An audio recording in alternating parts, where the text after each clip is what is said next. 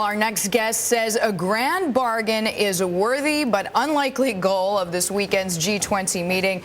George Magnus says debtor nations and creditor nations, that is to say the U.S. and China, must accept that they share responsibility for the smooth functioning of the global system. George is with us now.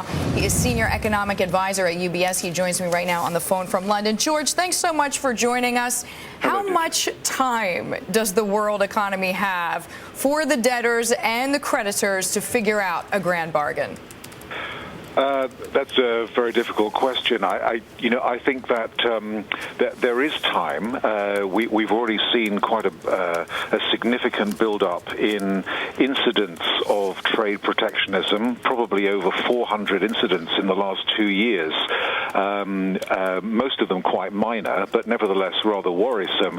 But then, of course, more recently, as you know, countries like Brazil and Korea have introduced capital account protectionism of various descriptions, and of course the whole issue about currencies continues to fester. So unfortunately, if this G20 meeting is not going to reach an agreement about how to deal with these issues, then I'm afraid that there's going to be more of this kind of protectionist movement, and they'll just have to try again next year. But the longer it goes on and the more entrenched country positions become in their economic and foreign policies, obviously the more difficult it is to unravel it. Speaking of being entrenched, George, I know you said in the past that the U.S. administration has basically little economic substance to even offer at the G20. We know China faces its own economic challenges.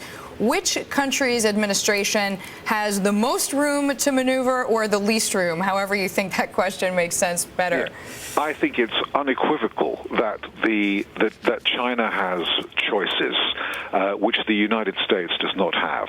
The United States authorities and the president cannot bargain U.S. fiscal policy at the G20. That's Congress's right to deliver if it wants to.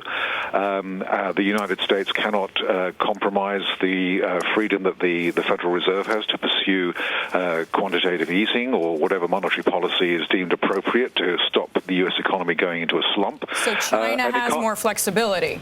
And China has flexibility. It has choices, and it could make magnanimous gestures with regards to the exchange rate and to interest rates and other instruments of economic policy which would persuade, hopefully, the United States and the rest of the world that it was serious about structural reform. George, I know you've made the point that it's in China's best interest to let the yuan rise in the short term. What kind of time period are you speaking about there, months or years?